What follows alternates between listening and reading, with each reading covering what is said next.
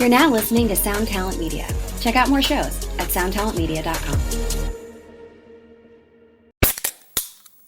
Hey, what's up, everyone? I'm Matt Migaki, the vocalist of Cryptopsy and the host of the Vox and Hops Metal Podcast, where I sit down with fellow metal musicians. We talk all about their lives and music while sharing killer craft beers. If you've ever wanted to sneak backstage and share a beer with one of your favorite musicians, well, Vox and Hops is the podcast for you. This week on the podcast, I dropped a killer episode with Johannes Ekström of Avatar. There is this episode and over 440 other ones to help you enjoy life, metal, and craft beer. So what are you waiting for? It's time to become a Vox and Hops head. Cheers! This episode is brought to you by Keeley Electronics. I talked about this recently. The new Compressor Plus has been blowing my mind. I can't believe how good it sounds and how affordable they made it. It's only $129, and I have not turned this thing off since I got it. Every time I'm playing guitar, the Compressor Plus is on. And doing a little bit more digging into it, I'm starting to discover why. It's not just a straight up normal compressor. They took some influence from early delays, analog delays, and incorporated it into this compressor. Not to say it does anything delay-like, but we're talking about EQ and different tricks that they incorporated into it, and it's actually really interesting. It's a little bit too much to go into the details right now, but if you go over to KeeleyElectronics.com and do a little digging, you'll find their about on the Compressor Plus, and it's really interesting, and it's a great sounding compressor. I highly recommend it. Again, this episode is brought to you by the wonderful folks at Sinusoid Cables. Sinusoid Cables, I've been talking about them for a while now, and if you aren't hip to the Soid yet, I highly suggest you do so. One of the things I haven't talked about in a little while is that they do offer a student discount program. So if you're in school, they also offer a military discount. So if you fit either of those categories, hit them up, ask them about those programs. They can save you a few bucks, and just as a way of saying thank you for what you're doing, and to help out the old college kids. It's not easy being in school and eating top ramen and trying to play guitar at the same time. We all understand. So hit up Sinusoid. They are the guys for you. Sinusoid Cables. Oh yes.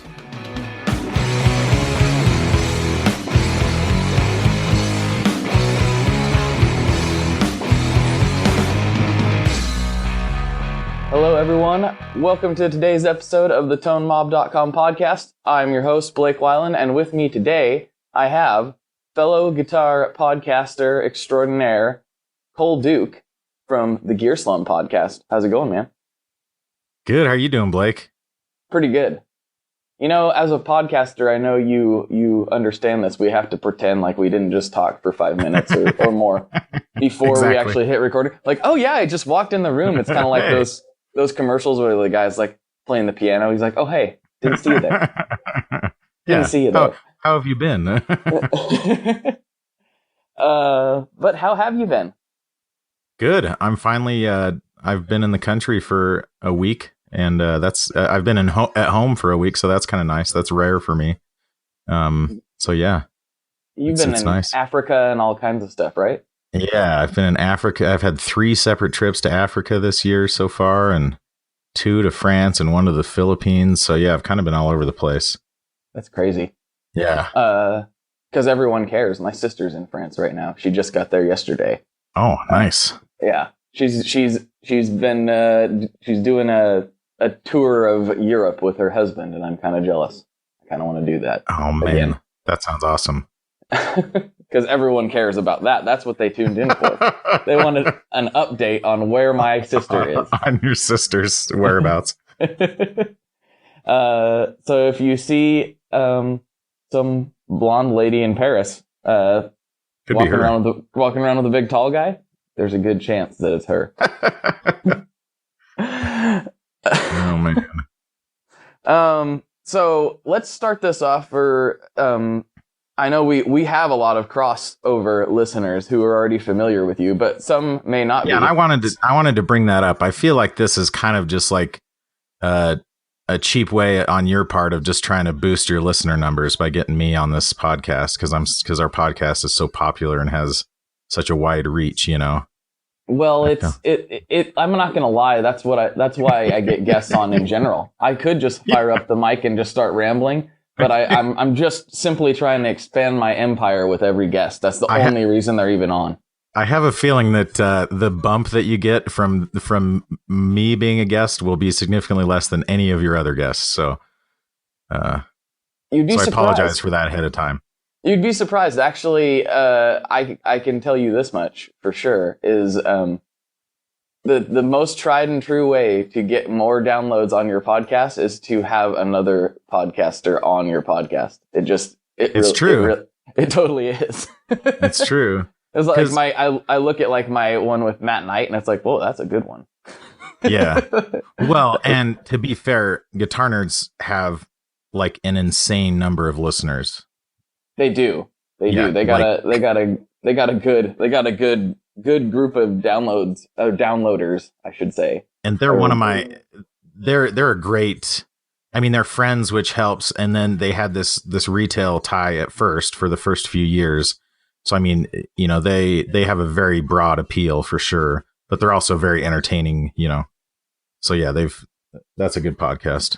Yeah, it's a good one. I like those guys. I'm trying to collect all of the guitar podcasters as guests on my show. Yeah. So far, I've got a couple of the nerds on. I've had both the 60 cycle dudes, and now this is my first slummer. So here we go. I won't mention how hurt Aaron's feelings were that you asked me first. I did the poll in your group, and you were the one that was voted first. Oh yeah, that's true. And I didn't really pay attention to that poll, but Phil was tracking it pretty closely, and he was like trying to analyze why individual people were voting for who they were. You know, it was pretty hilarious. I think he needs to take a step back and realize there's not a lot of rhyme or reason to those things at times. No. I mean, if you had allowed Bob Vance as a choice, everyone would have chosen that. So yeah, it's not like people are choosing the people that they like the most or something. No, they're choosing whatever appeals to them at that moment for comedy purposes, most likely. Exactly. So before we get too far off the rails, let's let you kind of introduce yourself, talk about your musical backstory, and then kind of how it led into what you're doing today with the podcast and all that stuff. Okay. So I'm primarily a singer, but there's not a lot of fun gear associated with singing. And so I started playing guitar when I was in high school and was mostly like acoustic kind of singer-songwriter type stuff. And when I went to college, I went to BYU, which is a pretty unique place for anyone who's familiar with it. And I know that every university has a whole bunch of kind of who play guitar to try to get girls, but I think it was almost even amplified at BYU. And I got so like cynical about that I basically just stopped playing guitar entirely because I didn't want to be that guy who just played guitar to get girls or for whatever reason, you know, which in hindsight was really kind of dumb on my part. But I studied acoustics, and so I do acoustical consulting and AV system design and installation. And so I sort of have that tie to gear from the AV side, but that's always been a hobby of mine. And so just in the last 4 or 5 years, I've gotten back into guitar and have gotten more into the electric side of things. And so now I'm kind of deep into it, just like everyone else in the groups is, you know, with pedals and guitars and amps and everything. So is that a decent enough summary? I suppose so, but that doesn't really explain. And then the Gear Slum. Yeah. So the reason you're here, Cole. The reason I'm here is because I'm an amazing guitarist, and this is No Guitar is Safe, right?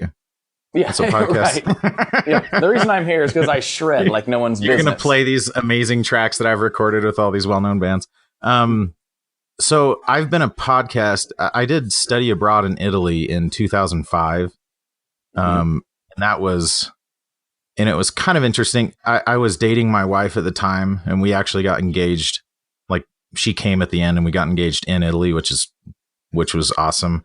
But I was kind of, because of that, I wasn't like super interested. Like, it seems like everyone else who was on Study Abroad was just there to like, you know, like find girls and stuff like that. And I wasn't super interested in that. So at any rate, I was kind of isolated from my social life in the States. And so podcasts had kind of just come out. They were a pretty new thing. And so I started listening to podcasts, mostly music podcasts. And then ever since then, I've always been a huge fan of podcasts. And so back in the 2010 era, I used to listen to a lot of video game podcasts, and then I was listening to like Six String Bliss, if anyone's familiar with that. And in fact, they've hinted at making a comeback, but I don't think they actually did. Do you ever remember anything about that, Blake? I remember them. So that's a podcast that I hadn't really found until after I started podcasting. And then it was like, you know, all older episodes and stuff, and I didn't listen to all of them. I listened to a few, and then I seen that they were planning on making a comeback. It looked like even kind of poking fun at our friends in the 60 cycle. Yeah, they kind of, and I couldn't. And they're very like kind of just jokey, snarky guys, you know. Right. So yeah. But I don't know if anything ever came of it. It didn't. But at any rate, go ahead. It didn't appear to. I didn't. Yeah. I could just be behind the curve. I haven't checked on it in a few weeks, but it doesn't look like it has. But maybe they have. I'm not sure. So I was always looking for new guitar podcasts. So every few months I'd go through and search and see if anything new came up. And then there's another podcast called the Guitar Podcast. And it's just this guy who usually it's just a one-man podcast. And a lot of times he would record while he's driving. And he still puts out episodes periodically. Does he? I remember that. And I didn't keep up with him. That makes me want to check my player and see when his last podcast was. But yeah, he's put out a few this year. I know that at least. And it's a really funny podcast because it's just one guy rambling, which is hard. Like, I can't imagine. I don't know. Sometimes I feel like I talk so much on the Gear Slum that it's just one guy talking, but it would be hard to literally be the only guy talking, you know? I've only found a handful of podcasts that can actually pull that off and make it listenable. And it's usually more like informational ones, not ones that are like supposed to be entertaining. It's like news. Yeah, totally. Yeah, news or business stuff or whatever. It's that I can listen to that, but yeah, I don't think I have that skill set. I couldn't sit there and make myself. And here we have true bypass versus buffered bypass, and here's why. Exactly. Or like so this new pedal was announced by Electro Harmonics, and it is this and this and this. You know, because it's like, I can just go read that, and that's easier than listening to it. But yeah, so I was big into podcasts. So I found 60 Cycle Hum. I found Guitar Nerds back when it was GAK, like really early on. Then I found 60 Cycle Hum, I started listening within the first 10 episodes or so. Oh, okay. And then at first I wasn't really all that involved in any of the Facebook groups at all. I hadn't joined any of them. I wasn't really into Facebook, period. But one time there's an ad I really wanted to send in, and that was kind of maybe I emailed the first one I sent in, but at any rate, at 60 Cycle Hum started talking more and more about their Facebook group. And so I was like, maybe I'll just go join. And I ended up, sort of going there a lot. And so I'd been listening for a couple of years, and a couple of the guys that I would interact with a lot in the group, Aaron and Phil, we were in a group chat, and we basically just started chatting like every day. It started off being mostly about what was happening in 60 Cycle Hum or Gear Talk, Praise and Worship or whatever. But then we just sort of would start talking about everything and have become really good friends. And Aaron has had a radio show that he was doing, like an actual like over the air radio show. And he told us one time, hey, you should go listen to it. So we went and listened to it. And I was like, man, we should do a podcast, because you're really good at, talking on mic or whatever. And we seem to have a good chemistry together and everything. So we just, on a whim, and we went back a couple episodes ago just out of curiosity. And I found the message where we said, hey, we should do a podcast. And our first episode came out like 2 days later or something insane. I remember that episode where you were reviewing that. Which was, which is ridiculous in hindsight, and it explains part of why it sounded like garbage, because at the time we weren't thinking. So basically, we had this idea that we were going to be a fan podcast of 60 Cycle Hum, so we'd go back and sort of we'd listen to their old episode and then kind of talk about it and how it fits in currently and what's changed since then and whatever else. Right. Back then you were known as 60 Cycle Slum, right? Exactly. Yeah. Mm-hmm. Which, by the way, it pays to choose your name early and stick with it, because changing URLs and things like that is a real pain in the butt with podcasts.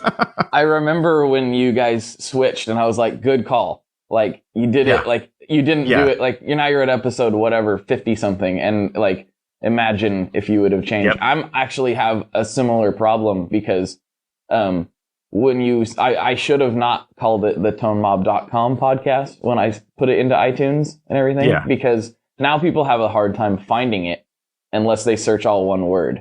Like they'll search tone space mob and it doesn't show up. And I'm like, because iTunes search is like it's the least sophisticated search function known to man. It's ridiculous. Horrible. So but now it's, it's so deep. It's like, I can't really change it. Yeah. Because that's how. So we had that conversation. So initially, it kind of started out as, let's try this out, and we had no thoughts that it would last any decent amount of time, But once we got a couple episodes in, we realized like, hey, we really enjoy talking to each other. We have a lot of fun, and we were actually getting feedback from people that like, hey, this is actually entertaining. Nobody's going to accuse us of being particularly informative or anything like that, but. But by the same token, I feel like all three of us have like good experience that, we're not ignorant to, gear and things like that. Just burritos. Exactly. You have no idea how angry Phil and Aaron still get about that. I can't remember who brought it up recently. And Aaron was like, Aaron was so mad that he brought it up again. It was, for the people who don't know, there's an episode, I think it's titled Essence of Burrito, right? Yes. Yeah, if you want a really good feel for what the Gear Slum podcast is, you go back and listen to that episode. So terrible. We have a way of arguing. So yeah, in that podcast we basically argued about, we were talking about what are the key ingredients of a breakfast burrito, and so you're thinking like eggs and sausage and peppers or whatever. And Phil said tortillas. And Aaron was like, that's not a key ingredient of breakfast burritos because it's already just assumed by being a burrito that it has a tortilla. It is the dumbest, most meaningless argument. And I was I can argue about anything, And so we got into this argument, and it just, I loved it. It still haunts us to this day. I think, and a lot of people liked it. And that's one funny thing. And I don't know if you're the same way, if you get as much sort of direct feedback about very specific parts of your podcast, but we're not very good at predicting what people are going to enjoy, because we have a lot of podcasts where after we record, we're like, oh man, they're not going to like that one, or it wasn't funny enough or whatever. And that ends up being really popular, So have you noticed that at all? It's a tough one to gauge. It's with mine, it's a little different because every episode, it follows a similar thing, but I never really know where it's going to go based on the guest. But when I'm on Chasing Tone, we kind of have those conversations. I don't have those conversations with most guests, like, oh boy, like, I don't think that was a good one, because that rarely happens. Yeah, because what? And also, like, what good does that? That just makes people, like, anxious or whatever. Yeah, and I've never really encountered one where I was like, well, that was terrible. Like, yeah, totally. Like that guy's not coming back on. Like that guy, that's literally never happened. I'm sure it will at some point, but I mean, when you're having your first conversation with somebody, it makes sense that you're not going to run into a ton of, just total brick walls or just like terrible bits that fall flat on their face or whatever, No, yeah, so. it's pretty consistent. I do have like certain ones that like I'm not. Well, this most recent one in particular, it wasn't. I mean, not that he wasn't entertaining, but it wasn't funny. With Joshua, and it was like I had no idea that was going to happen. That we were going to talk about his daughter and their struggles, and it was like that was probably uncharacteristic of my podcast, but at the same time, I received a ton of feedback on it. And I felt the same way. Like I don't know. I totally felt that way about that episode, that it was very good, even though it wasn't like necessarily on brand for your stuff, you know?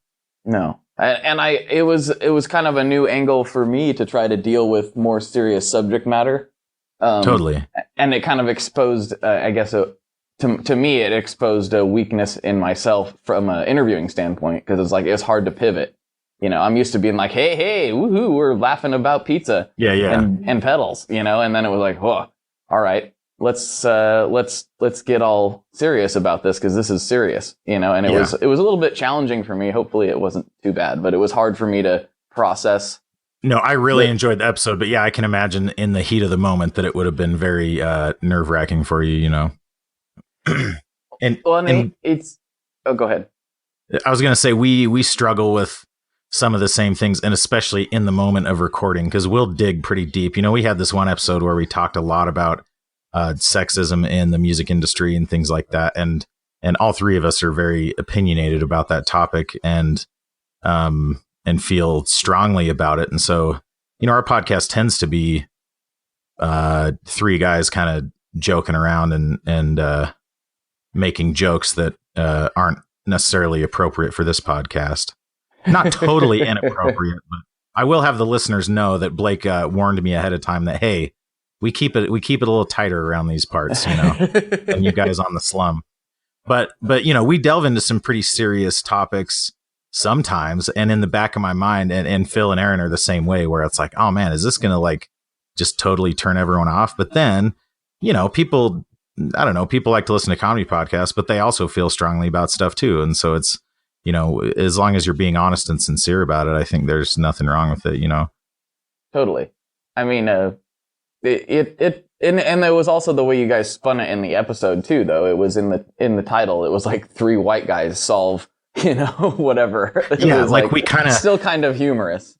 Yeah. And we kind of like diffused, like we took the criticism out, like we kind of headed it off at the pass to say like, hey, we understand from the get-go that we're not qualified to talk about racism and sexism being white guys, but we're going to anyways. So, you know, right. We just because we don't experience it doesn't mean that we can't talk about it. I guess. Exactly. I don't know. Or however you guys put it. But, anyway, where, you know, I'm going off the deep end, but the point is like, no, I don't really have those same conversations or things like you guys do. But when I do Chasing Tone, Brian and I are always getting done and scratching our heads going, is that going to be a good one? Like, is that what we want to, you know, like we were really not sure about like Brian's whole, like Luke Bryan impersonation that he did recently. We were like, do we want to put that out? Like, like, are we? And he was, especially because he knows people who play for him, and so he's like, I don't know if I'm going to get a whole bunch of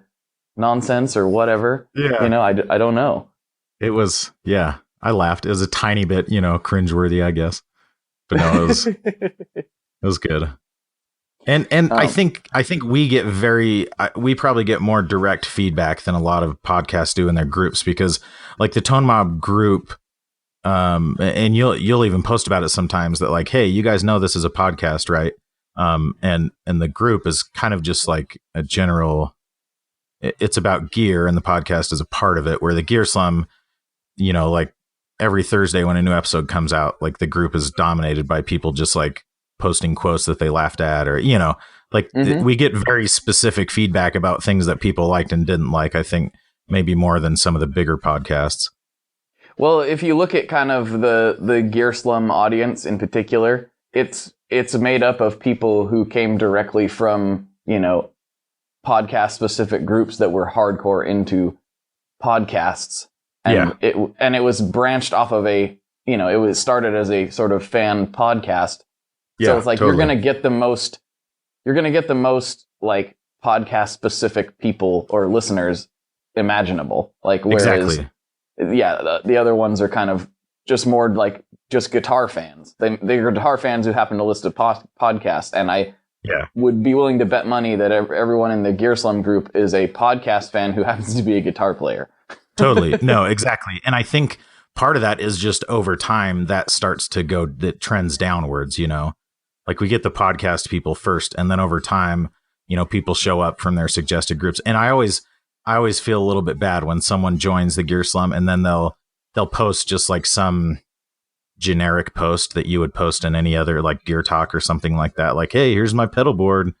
Or like looking for advice or something. Yeah. And either it just goes completely ignored, which I don't know which is worse, but I feel bad when just nobody comments, and like we might as well just turn off commenting and it just disappears, you know, or people kind of give them a hard time, and you know, some people take it in stride and some people, you know, just kind of disappear, I guess.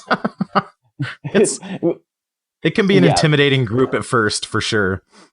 Oh yeah, because we're all just a bunch of like trolly weirdos in there. Yeah, I feel like, and even like, and I don't know how you are when you go in that group versus the Tone Mob or like the 60 Cycle Hum guys, but you know, if you want to post something and kind of let your hair down a little bit, you might be more inclined to post in the Gear Slum than in the Tone Mob or something like that, you know. When I post in my own group, I try to keep it related to general gear stuff or podcast stuff that happen on my, you know, on my particular podcast. When I post in the Gear Slum, I'm not really afraid to like post something that's kind of not related to anything, but people might get a kick out of. Yeah, like a picture, like you post a picture of a pedal and all anyone talks about is how weird looking your thumb is, for example. Exactly, which I got a kick out of it. And then we all posted pictures of our thumbs and realized, like, oh, everyone's thumb is weird looking. It's just thumbs are weird. And then I think I posted another picture of my thumb, and people accused me of getting cosmetic surgery because it looked normal in that picture. Like a Two-Face on, you know. It was the same thumb, too, I'm pretty sure. I'm looking at it right now. Yeah, because you're probably taking the picture with the same hand, you know. Yeah. I'm looking at my thumb in general right now. I just have a weird hand. I don't know if everybody's hand's weird. But I got this big palm and then these short stubby fingers. Yeah, I watch people like oh crap, I just blanked on his name. Who's the guy with Paul Gilbert? Is that his the guy with the Iceman and the Iceman signature? Okay. Yeah. Mm-hmm. You watch him play and his fingers are like a foot long each. They're like these spindly little fingers, and it's like, oh, here's how you play this riff. And it's like, yeah, maybe I could play that if my fingers looked like that, you know, but I have like huge sausage fingers, and yeah, I do not have hands made for guitar. That's for sure. I don't really either, which is kind of weird. And what's even weirder for me is I have these short fingers, but I am most comfortable on guitars with like big necks. I like the 50s Gibson necks. So I don't know why. Like a big neck profile. Yeah. Yeah, totally. I'm the same way. I don't know why. I don't know if it's just playing style. Part of it, I guess, is from having played acoustic for so long. That probably is part of why I'm that way. But yeah, I have. And I don't want to get off into my own specific gear too much, but I just recently was able to purchase my second Roni guitar.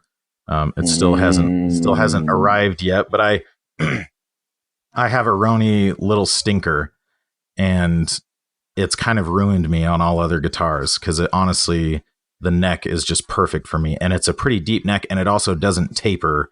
Like the depth of the neck doesn't change over the length of the neck, you know, which I really like. And I wouldn't have necessarily known that, you know, you try to like look at specs on paper of what neck profile is what and all that stuff. But yeah, the neck on that guitar is perfect. And that's I kind of realized I like deeper necks that way, you know? Yeah. My Oceana is the same way, with that same profile. And I really, really like it. It's a similar, I don't know. I've never actually like measured a neck to like know what dimensions I actually like. Yeah. I just pick it up and go, yeah, this is good, or nope, you know? And it feels similar to like my Gibson, my old Junior, but the Gibson tapers, and this one doesn't. So yeah, I dig it a lot. It's a good shape for me as well. So maybe there's something to this. Our sausage fingers like big necks. I don't know. I don't play much acoustic, so that doesn't explain it for me. Yeah. I don't know. Part of it is just like, you know, if you play a ton of bar chords, I'm sure it has a huge, like, it changes based on where you put your thumb, for example, if you put it right on the back of the fretboard or right on the back of the neck, or if you kind of wrap around a little bit, I don't know. Yeah, it's weird. Speaking of your Gibsons, though, I'd rather just avoid talking about your other Gibson because it breaks my heart whenever I see you post about it. Which one? Because like you, my dream guitar since I was a kid was a white Les Paul Custom with gold hardware. Oh yeah, I'm looking at it right now. I can't believe it. It was kind of a weird feeling, honestly. Like that was one of the few guitars that I've had other guitars that I wanted when I was a kid and that I don't really care about anymore. Totally. Like some more shreddy stuff. I just don't care. Like that's not my jam. Nothing wrong with it. I just don't like that stuff that well anymore. But that particular guitar aesthetically has never left my childhood brain. Yeah. Like I always wanted one.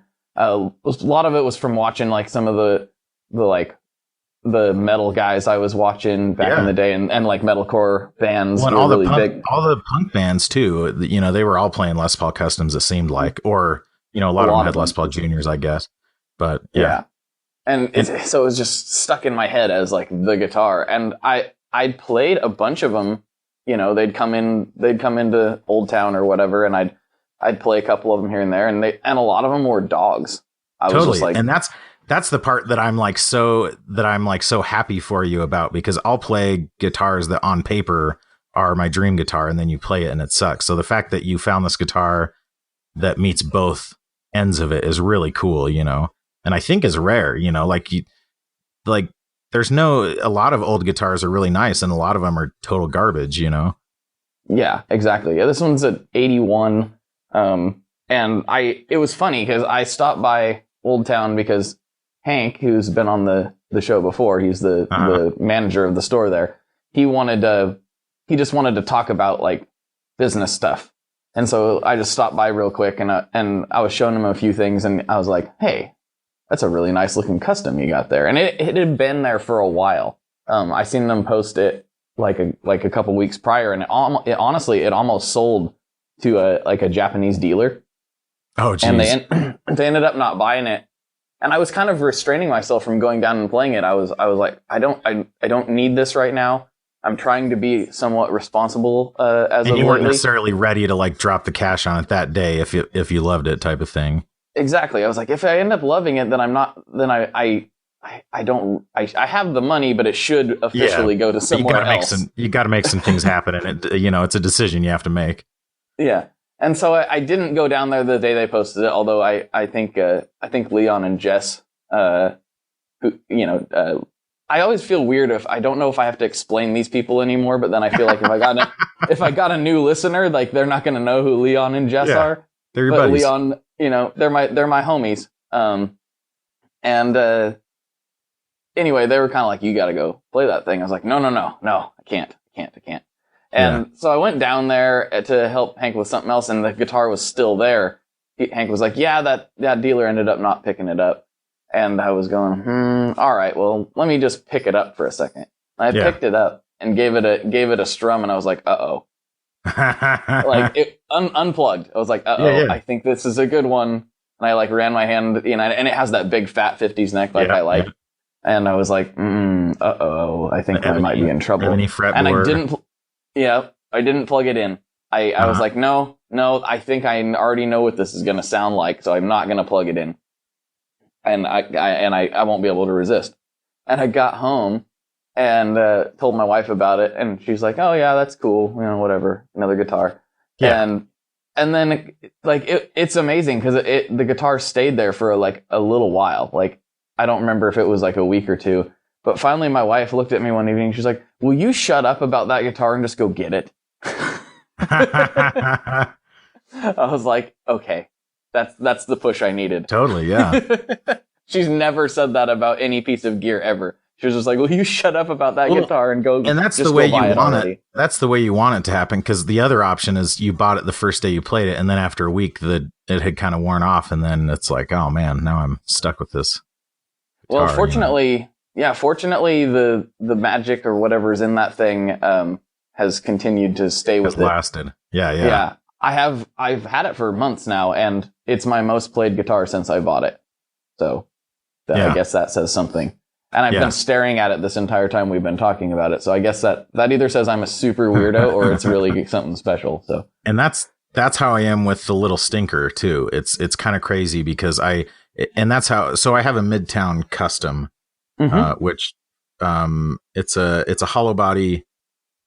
It's a flat top hollow body. I mean, it's a really cool guitar, and on paper, it's the type, it's a guitar that I would have always dreamed of type of thing. But I almost never play it. But I got this little stinker, and I just play it more than all of my guitars, including I have a Warmoth. They call it a Jazzcaster, but it's the Jazzmaster body shape, but with Telecaster pickups in it, And that had been my number one guitar since I put it together. But when I got the little stinker, that's the one that I always want to pick up and play. So somebody messaged me earlier this week and was like, "Hey, he had heard me talk about it a lot, and he knew how much I liked it." He was like, "Hey, I need to sell a couple guitars." And so he sent me a picture of this Roni that he had and was wanting to sell. And I was like, yes, I want it. I need to. So I've been like in full liquidation mode all week. I've been selling stuff like crazy, like just to raise the cash for it. So yeah, I'm pretty stoked for it. And it's an Oceana that, yeah. So I'm pretty excited for that. It's the Oceana marquee, right? The big one. Probably. It's not a hollow body. Oh, it's not. Okay. I don't think it is. Then it's not. Then it's not the marquee. Okay. Yeah, I think it's just the normal sized one. But yeah, it has three mini humbucker. Well, they're Roadhouse pickups, but yeah, it's really cool. Sweet. So yeah, and it's cool. I like that because I go through a lot of gear. For those who haven't listened to the Gear Slum or haven't seen me in the groups or whatever, in the last couple of years, I've owned like 100 guitars, and sometimes I feel like, am I ever going to actually find a guitar that I just want to keep forever, or does everything have a price where if someone made me an offer, I'd take it, and this is really the first guitar probably where I can't imagine ever selling it, Yeah, that's interesting. Unless Ryan wants to trade me for his orange little stinker, because I really want that. That thing's really awesome. Yeah, I like that thing a lot. So that's an interesting thing that maybe we could talk about, because you are the opposite of me.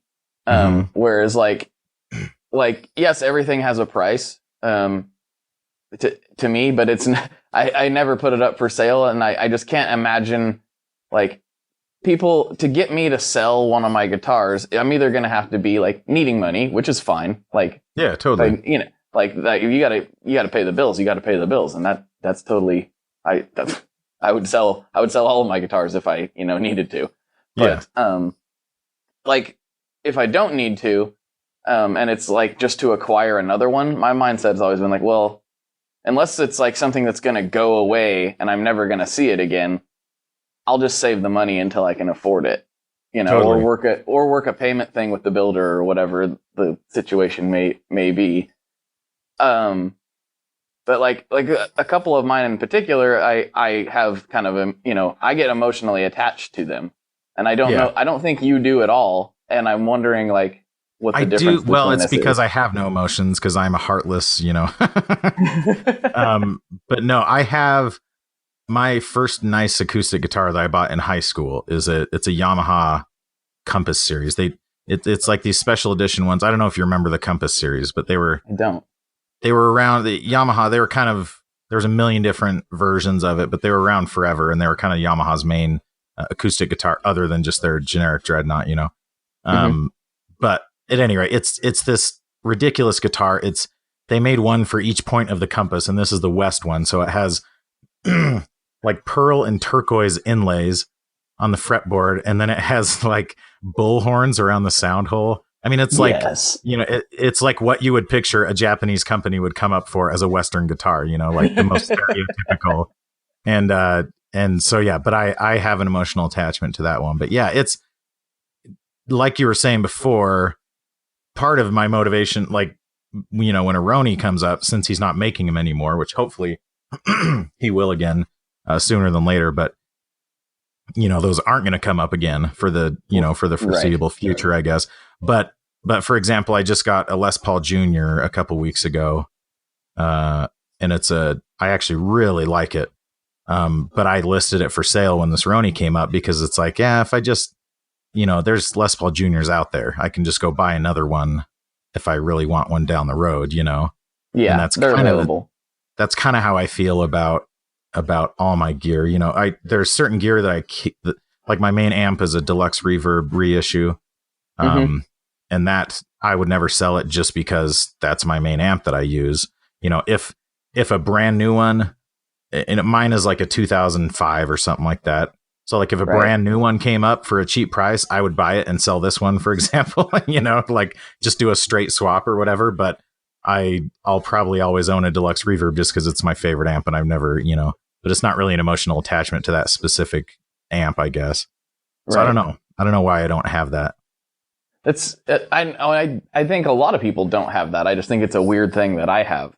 But now I'm kind of looking at, because I'm sitting out here in the old shred shed and I'm looking at most of my stuff. I think it's because most of my stuff I have it's either I've had it for a long time, like my first electric guitar has been there through thick and thin. It's just like, can't get rid of that. And it's good guitar. And then but most of my stuff I own, with the exception of pedals, has been either a family thing or kind of personalized for me in some way. Like my Benson amp is covered in this couch material. My grandpa was an upholsterer, and I'm sitting in a chair right now that he recovered. This is the same grandpa that had the Junior. And I'm sitting in a chair right now that he recovered, and we were trying to figure out what to wrap my Benson in. We were going to do this like cool, like Pendleton wool thing, and we kept doing it, and it wouldn't turn out. It would look awful. Just because it just didn't work. Well, wrapping wood is a lot different from wrapping something that like stretches, Yeah. Like push against he had done a couple of them and they turned out great. But I just kept picking poor material choices. And so when he would coat it, and then it would like fray up and look like it needed shaved. It was totally. So I was finally like, "Oh, bug it, Chris, just do it in your normal stripes." And I was like fumbling around in my closet or something, and I found this material that matched the chair I'm sitting in. I was like, "Why do I have this roll?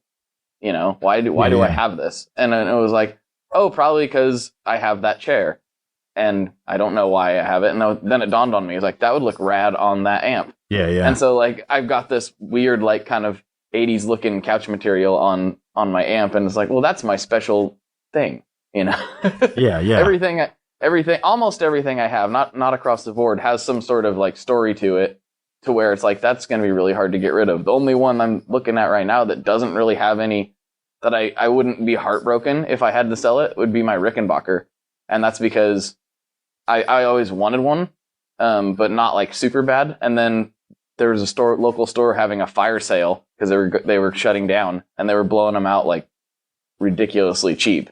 Yeah. And so that's the only one I don't really have a super personal thing with. Well, and that's honestly probably why I don't have a tie to a lot of my equipment, because I pretty much only buy stuff when it's really cheap, I'm kind of an opportunist in that way. And so yeah, when other than like, I have an American Strat that's Sonic Blue, and I bought it, at sort of a fair market value because I've always wanted a Sonic Blue Strat, but other than that, it's like the guitars that I buy, it's because they come up at an amazing price. It's not like I commissioned them to be exactly to my specs or something like that. So it's like, I'll sell this one for more than I bought it for, and then buy the next one that comes along or whatever.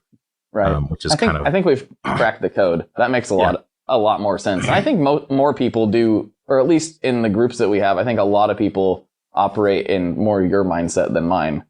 I usually have a specific thing I'm looking for at the time. Like I really want XYZ. And that's not always the case, but usually there's a specific thing I want, and that's what I want. I don't usually buy things just because they're cheap. Like I've seen cheap deals on lots of stuff, and I'm like, yeah, but I don't really want that thing, so it doesn't matter. Yeah, I just buy it and then relist it the next day for more, and which is not a bad thing, because I mean, hey, you can flip for flip to get to the thing that you want, that's Totally. probably actually better than what I do. And that's kind of what I've done. It was, probably 2 years ago, my only electric guitar was a Mexican deluxe.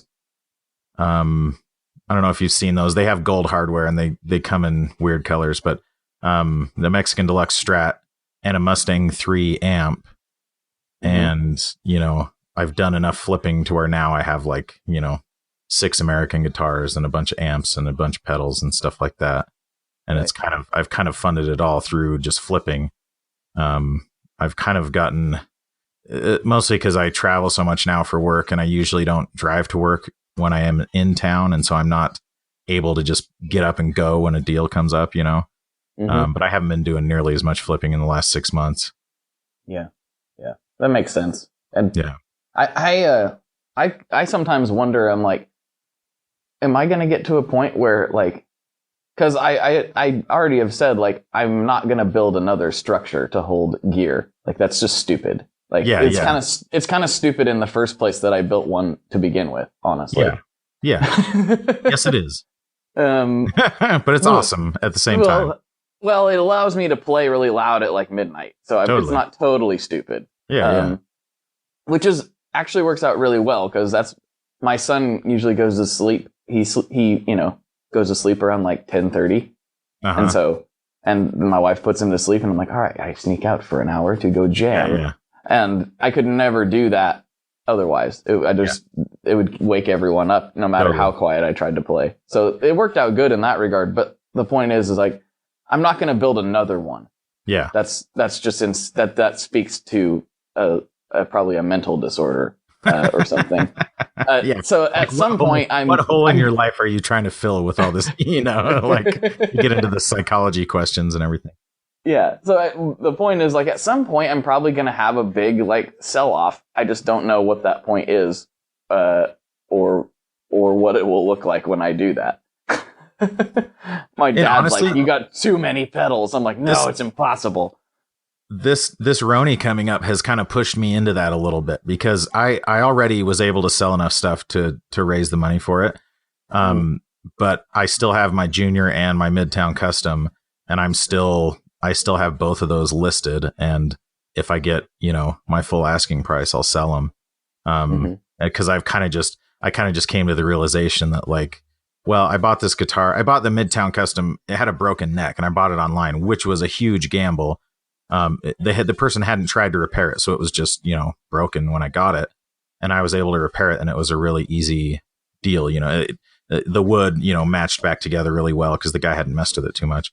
And at the time, I thought, oh man, I'm never going to sell this guitar, and it's got this whole story behind it and whatever. But then it sat on my wall for the last year, and I haven't really touched it at all. So it's at that point, yeah, you might as well, what's the point in me owning that, Yeah, you might as well get it to somebody who does want to, Yeah, and then again, if I decide in a year that I really want one again, I'll just go buy another one, because it's just a factory guitar that is available.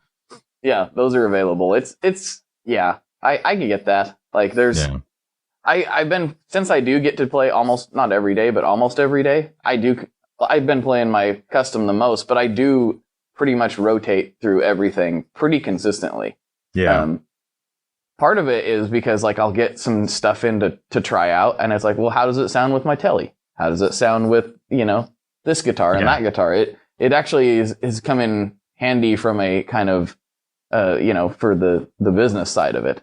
Make sure that I'm getting it, that it, this pedal or whatever I'm trying to help with, it will sound good for everybody or whatever. And that's the whole reason I haven't sold my Strat, because I almost never play it, but it's you got to own a Strat, I guess.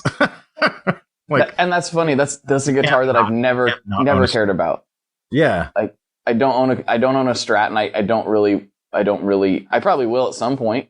But I just never cared that much. If I do, I kind of want a 70s big headstock, and that's about the only specification I have for it. Yeah. I'm not a Strat guy. I love how they sound, and I like how they play, but I don't like looking at them for some reason. And I'm kind of the same way. I've always liked, like, they've always been really comfortable to me, but I prefer the way that Telecasters sound. Mm-hmm. And so then I guess it was about a year ago when I got a J Mascis Jazzmaster, and that's the first offset that I had played. And I put it on with the strap, and it was like, holy crap, this is like a revelation. This fits me so well. And so that's why I built this Jazzcaster, because it was like, well, it's the only downside in Telecasters for me partially is because I'm, kind of a big fat dude, and Telecasters are kind of small. And so they look even smaller on me, but they're not super comfortable to me. Like not having an arm bevel and stuff like that just isn't comfortable when you're playing for hours at a time, Mm-hmm. They're really comfortable sitting down, but I almost never play sitting down. So yeah, that's why I kind of built, it seemed to have the best of both worlds. But yeah, Strats for me, it's like, I like the sound of it, and it's a unique sound, and they're comfortable. But yeah, I don't necessarily need to have one hanging on my wall, and I don't necessarily love the way they look either. Yeah, and it's not that they're ugly, and I've seen some that I really, really like as far as visuals, but it has to be like the just right combo for me to really dig the Strat for some reason. Yeah, and that's how mine, in fact, mine was it was a limited edition run that they did of these Sonic Blue. They did this 3 surf colors, and it had a rosewood fretboard, but in my mind, I always thought, it should have a maple fretboard. So somebody was selling another American Strat with a maple fretboard, and I bought it and just swapped the necks and sold the white, the other Strat with the rosewood fretboard. So they were from the same year and everything. So it worked out really well. Nice. Yeah. So, but yeah, that's an interesting thing to talk about too, is I always thought when I was going to get a Telecaster that it would be like a traditional, like straight Telecaster with a maple neck and everything. And the Tele that I ended up falling in love with was my Tele Custom, which is not a traditional Telecaster at all. It's like almost Gibson-esque more so than it is. Oh yeah. Does it have 2 wide range humbuckers? Just the one in the neck, and then the a Telecaster bridge. Yeah, that's a good mix. Yeah, I love it. I went because I seen it at the shop. They posted it, and I was like, that guitar looks really cool. What and color is it? It's black with the black guard with the bevel, so it's got the white. Yeah. And then a rosewood neck, and it was like the backwards from what I thought I would look for in a Tele, and I ended up just like adding the most Gibson-ish Tele that I have, and I guess that's just because I've played Gibsons for so long. Yeah. I keep thinking that I'll like maple necks, just for a change, and I always end up liking rosewood better on Fenders for some reason.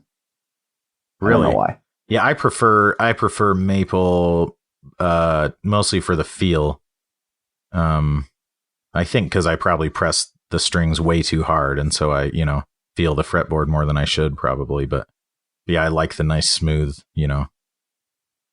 Kind of glossy feel. Yeah. Makes sense. I'll find one day, surely, that it'll be I like maple. I mean, I've played guitars that I dig them, but I just seem to prefer rosewood. I don't know. All of my guitars pretty much have well, with the exception of the Ricky, pretty much have a fretboard like that. Yeah. Now that I'm thinking about it, yeah, they do. Weird. Huh. I guess I have a type. You didn't even know it. No, it just dawned on me. Yeah. That's funny. Before we started recording, we were starting to go in a direction I hoped that we would go, but we kind of didn't. And that's kind of like talking about podcasting in particular, where you were starting to mention that how it's like blurs the lines between kind of business and hobby, sort of, to some degree. And I very much think that's true. And I cut you off and said, let's finish that on the podcast. And then we didn't. But I'd like you to revisit that thought now if you have a little bit of time. I kind of feel the same way about like flipping, where so the thing that sort of made me think about it recently was I was just listening to the episode of The Lutherist with Kevin Equitz. Mm-hmm. And I really like his attitude towards guitar building and the business side of guitars, and there's room for all sorts of guitar businesses, but in his mind, he sees it as just kind of a part-time job, I guess, because he wants to make money from it, so it's not a hobby fully, but it's also not a full-time job that he's going to quit his other job for. And I feel the same way.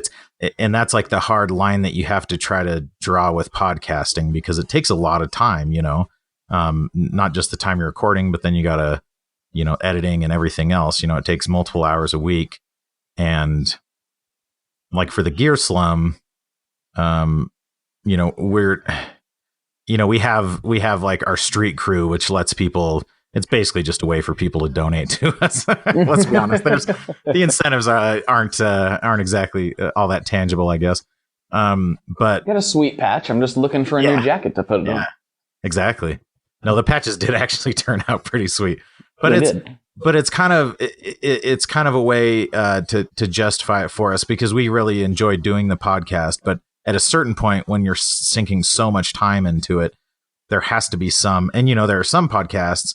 I don't know as much about, the business behind your podcast, but once you hit some critical mass of listeners, you can start monetizing it pretty well, and then it sort of transitions more over into the part-time job, I'm sure.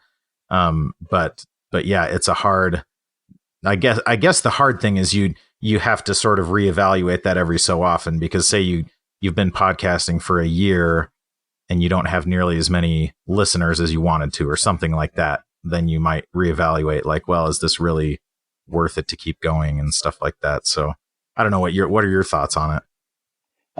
So I've done things with the group and with various, with the listeners, I've done things with the community that, like doing these pedal projects and things like that, and then there's the sponsors and that, but it's definitely transitioned into more of the part-time job territory for me. But really, honestly, what it's done for me more than anything, and I think that's why I kind of want to just keep it. I mean, I always want more and more people to listen, but I don't think I ever aggressively want to monetize the thing. I'll put as many sponsors as I would be comfortable listening to a podcast, like I'm not going to just saturate it with like 25 sponsorship spots, because that's just annoying. Yeah, totally. And I don't want to be like aggressively monetizing it, because then it's not really cool anymore. And I always try to approach everything with like, if somebody else was doing this, would I be into it? Yeah. And if the answer is no, then it's like, then I'm not going to do it, because that's lame. At the same time, you do got to kind of make it worth your time, because there's a lot of time sunk into it. But for me, what it's done more than anything is helped me learn about, growing an audience and growing a business. And through that, it's like, now I'm helping other people do that. And that's actually, much more profitable and much more, I feel better about it, because it's like, I'm not aggressively beating my audience over the head. I'm helping other people expand their reach, and it goes beyond guitars. Some people will argue with me on this, but like the concepts for, building online businesses that are consumer product driven it's all the same. Totally. Like, you have to deliver a different message, and your branding has to be. And the audience, the audience will be different and stuff, but yeah, it's the same principles for sure. Yeah. The methods are all the same, and a lot of people struggle with it. And so through learning how to do all these things, and I'm not the world's number one expert, but I realized that was a strength of mine through doing this project. And so therefore, I've had a lot of opportunities to help others, and that's where I see it going for me. I'm just going to continue doing this as I've done it, and hopefully to grow the listener base and provide everybody with some sort of entertainment or information. And then kind of by proxy, we call it infotainment. Infotainment, yes, exactly. And then by proxy, be able to help other businesses do the same thing with their with what they or whatever product they're selling. I'm actually working with a few different guys in the guitar industry, but I'm right now looking to get bring on some people from outside the guitar industry, because I did some like online talks with some people recently, and it was like, boy, there's a lot of people that don't understand this stuff. Everyone needs help. Oh yeah, for sure. Yeah.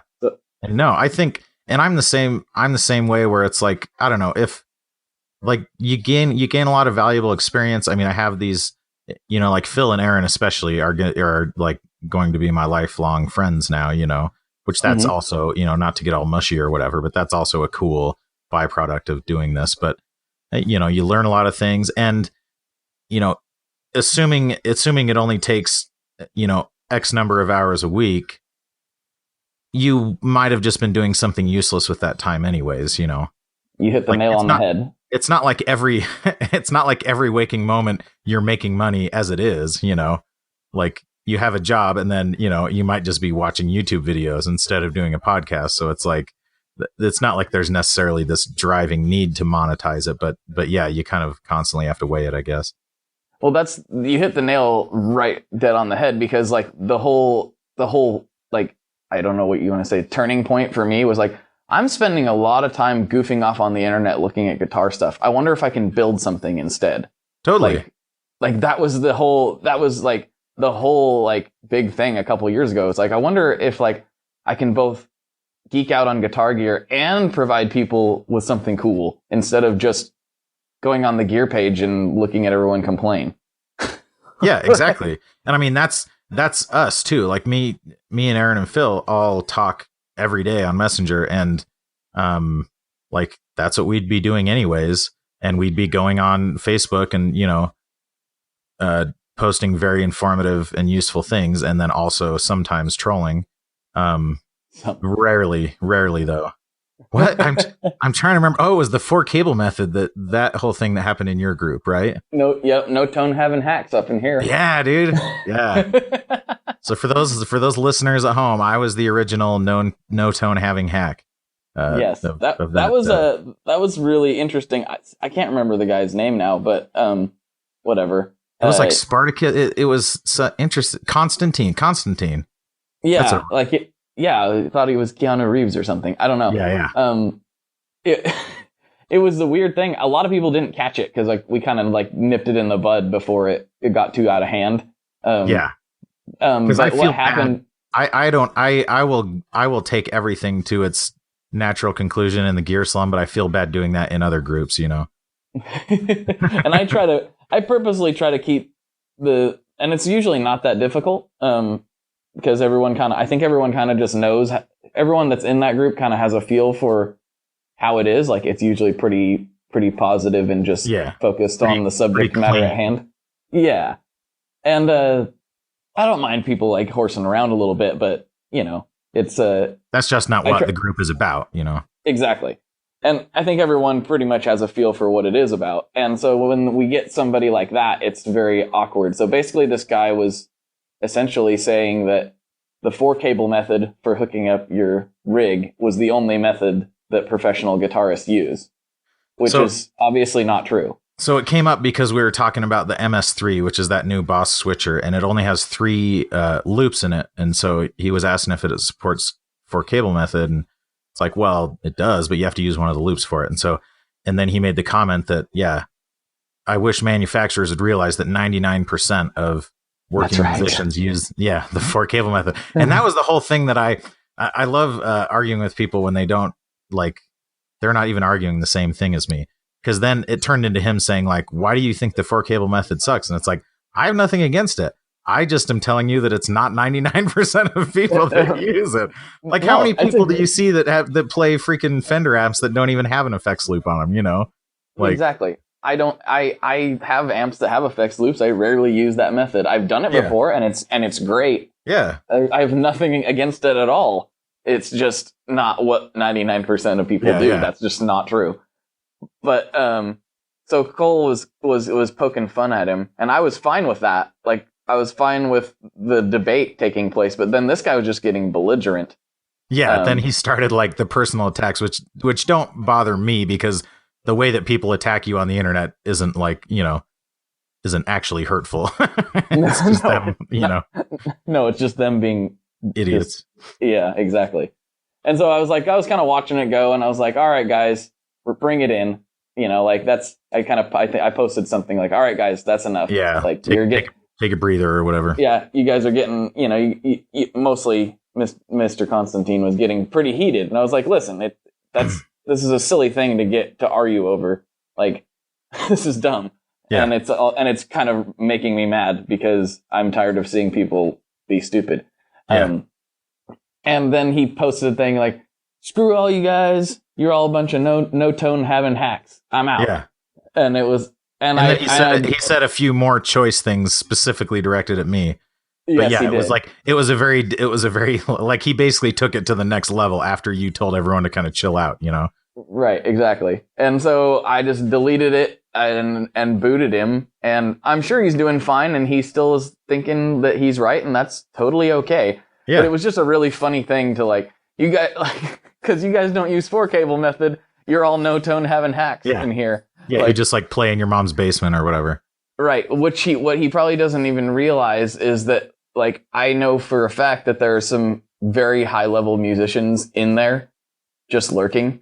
Oh, totally. Yeah. Because they don't post.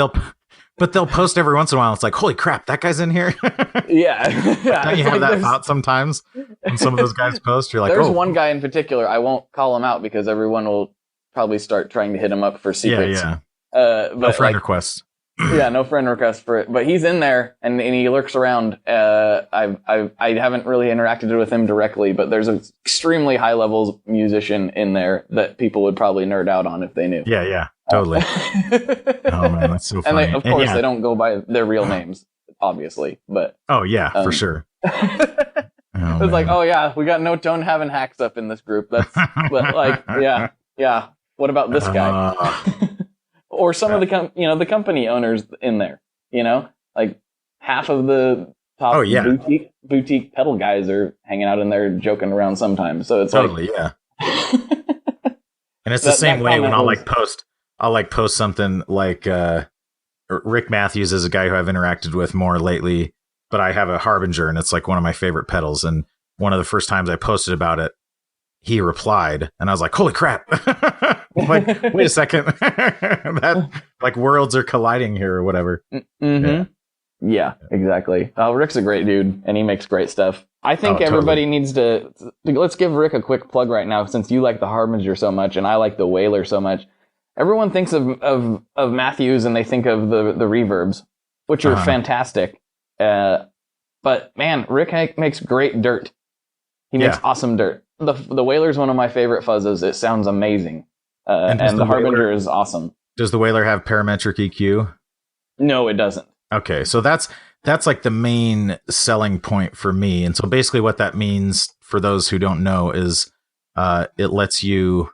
So if you have a tone, if you have bass, middle, and treble knobs, it's a fixed frequency range, and you're just changing the amplitude. And what parametric EQ lets you do is it lets you change the amplitude and the frequency. And so, I'll be playing, especially in a band setting, and my guitar is kind of getting lost in the mix. And so I'll just sweep the frequency around and find a frequency range where I'm boosting and getting above everyone a little bit better.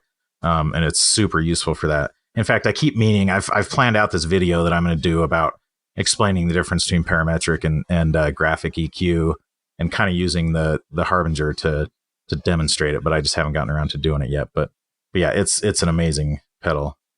Yeah, and that's a really good feature to have, and I'm surprised that it's not more used. But at the same time, I think most people don't quite understand.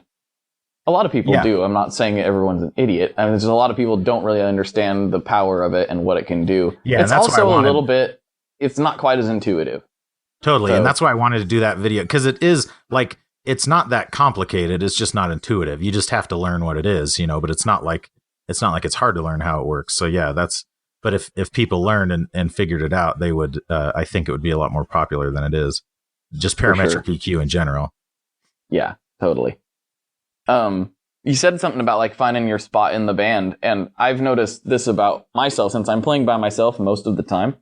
When I go to practice with the guys, I'll actually find myself okay, setting my tone up like how I do at home, and then playing. I'll usually get through a song, and then I'll end up like boosting my highs or something like crazy. And then it like I wrote a thing like 2 years ago or something on the blog about like sometimes bad tone is the right tone.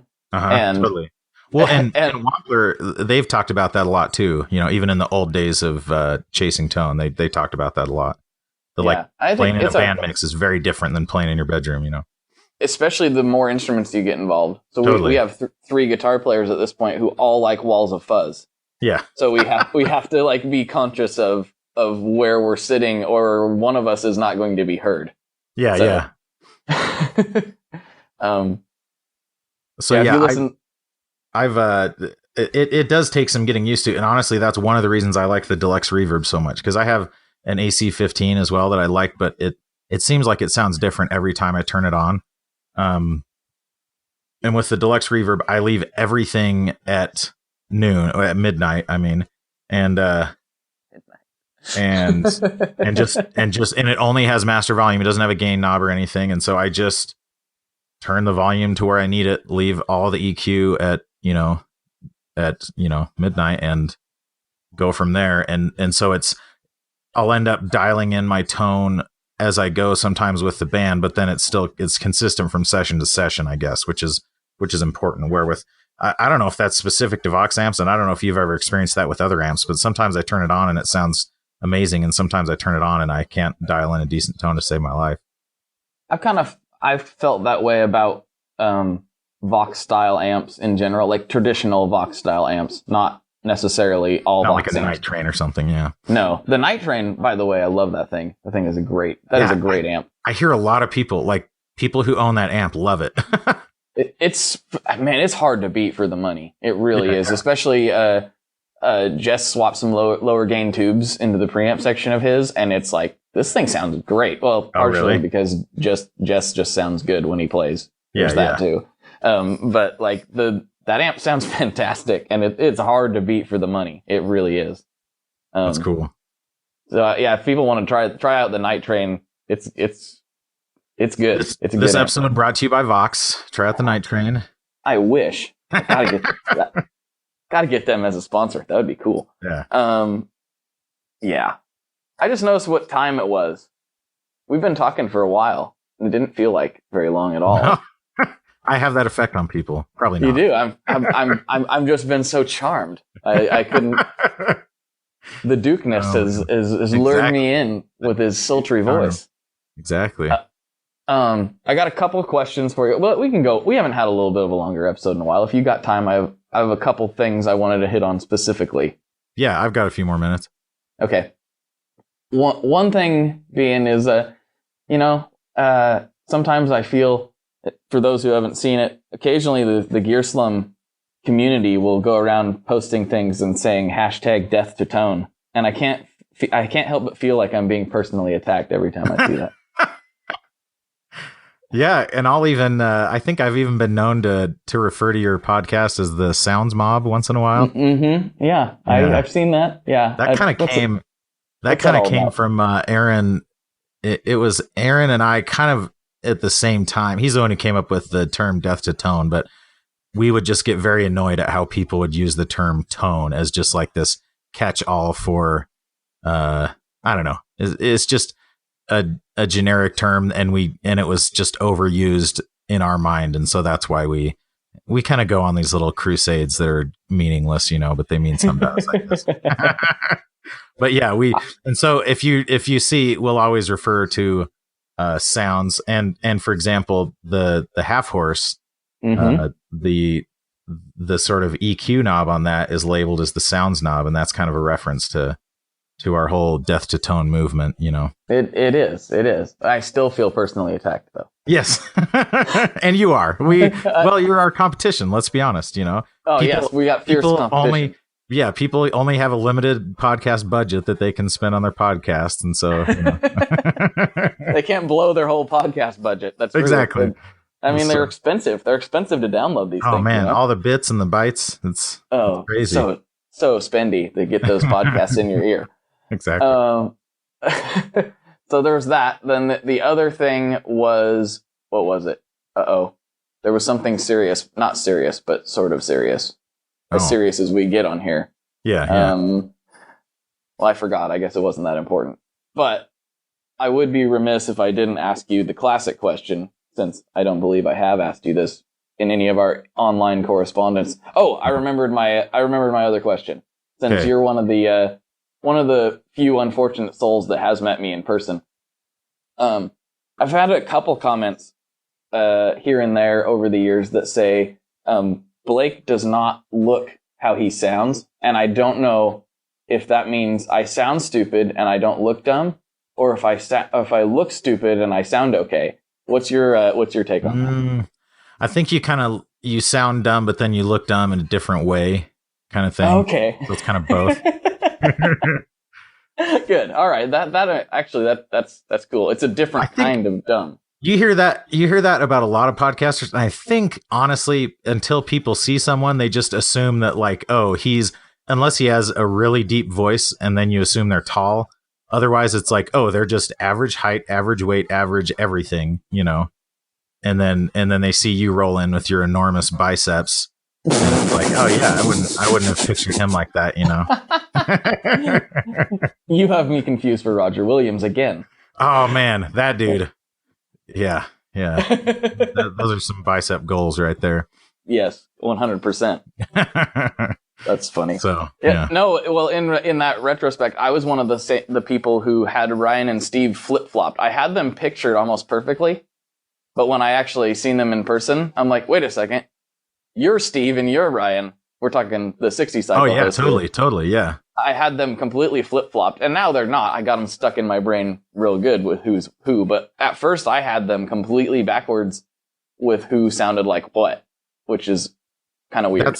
That's exactly how I was with the Guitar Nerds guys, which is easier to mix up because there's 4 of them, and so it's, you know, it's harder to keep track of everyone. But yeah, once you join the Facebook group and you see everyone's profile pictures and stuff, you have a name to put to the face and the voice. But yeah, then I would still mix it up in my head, you know. Maybe that's my problem, because currently my avatar is the Kool-Aid Man. Oh, yeah. I pictured you being this morbidly obese red person. Which I was. You were surprised. Exactly. I kicked through your hotel wall. Yeah, exactly. Oh, right. Yeah. Who wants to podcast? Oh, man. All right. Okay, well, I've taken enough of your time. We better get to the classic question of, Full Duke, what kind of pizza do you like?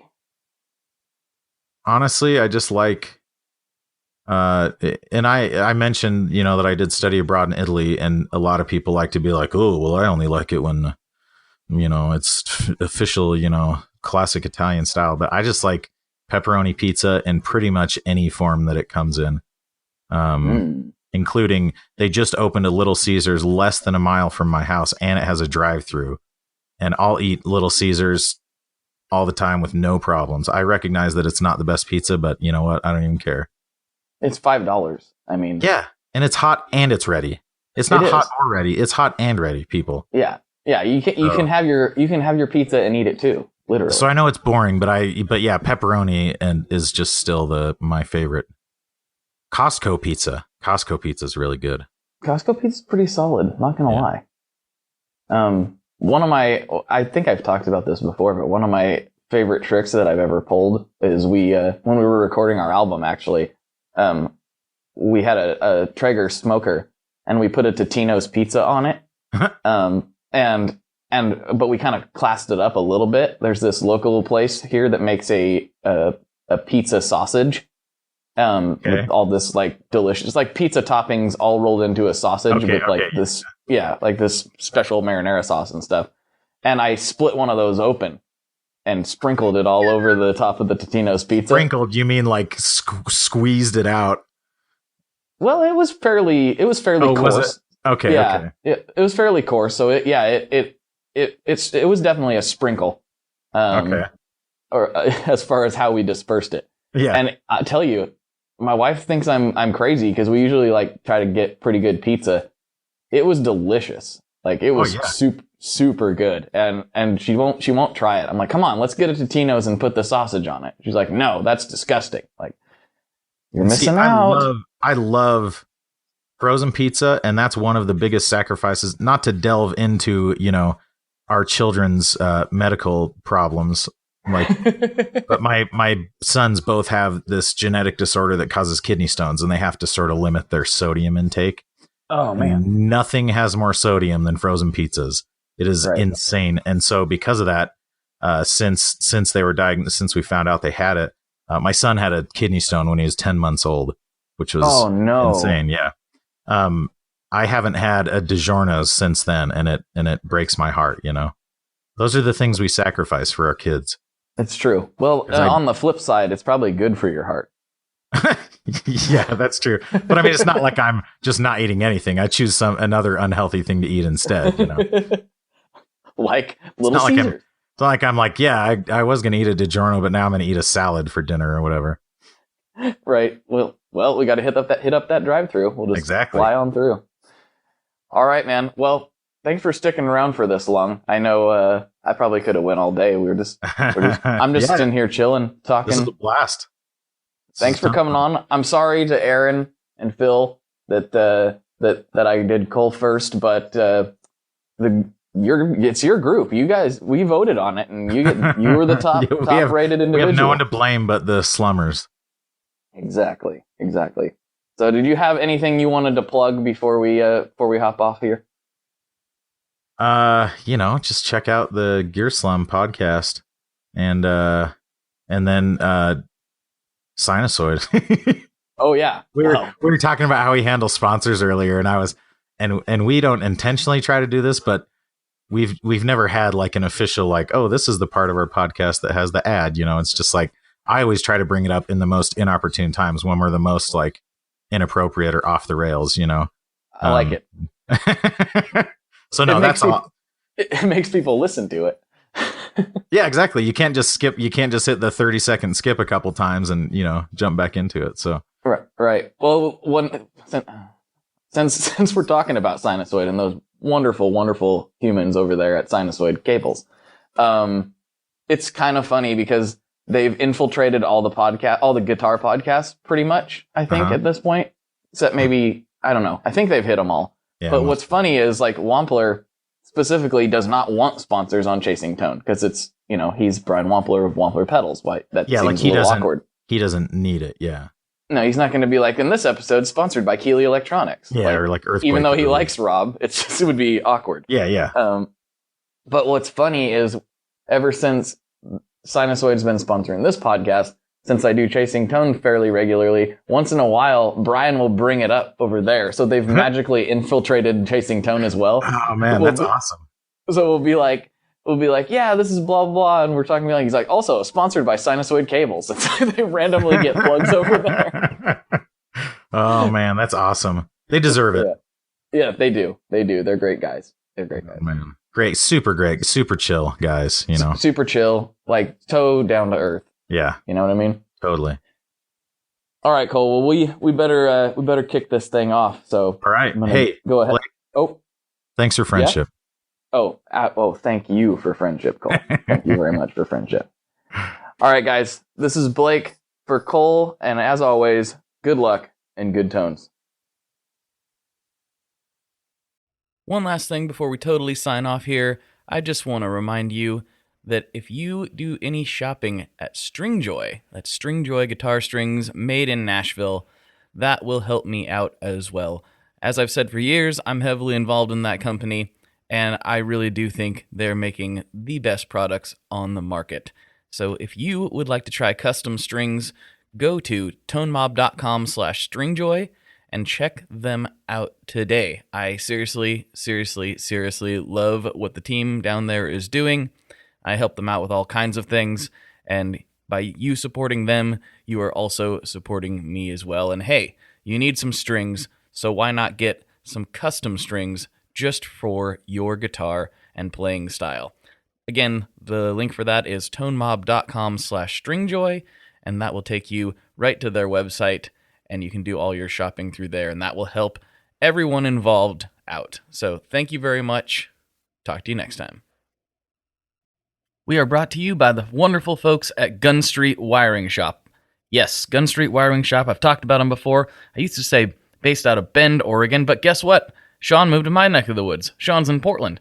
Sean is awesome and has helped me with a bunch of stuff lately. And if you have wiring needs for your guitar, he can help you too. If you want to get weird with it, he can get weird. If you just need to spruce things up a little bit, there's your guy. He takes all the guesswork out of doing your guitar wiring, and he makes it simple, and his customer service is top-notch, and I can't say enough good things about Gun Street as a company. I really respect Sean and what he's all about, and the product is top-notch. I've got 3 different guitars that now have Gun Street harnesses in them, and I could not be happier. So go to gunstreetwiringshop.com and check them out.